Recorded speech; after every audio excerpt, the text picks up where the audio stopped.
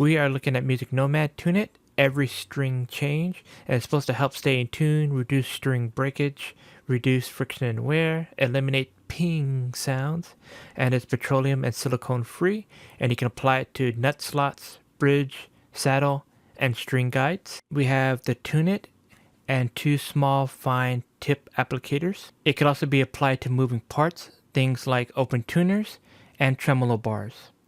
First, we're going to start with the string guide, then the nut slot, and then we'll go down to the saddle. Okay, we're barely squeezing just a little bit out onto the applicator, applying it to the string guides, to the nut, the saddle, putting the string back on, tuning up the string. And the string broke. It broke up way up here. So it had nothing to do with the Tune It. It was just very old strings from a setup that I did a long time ago, and it just never changed the strings. So it was about time to change them.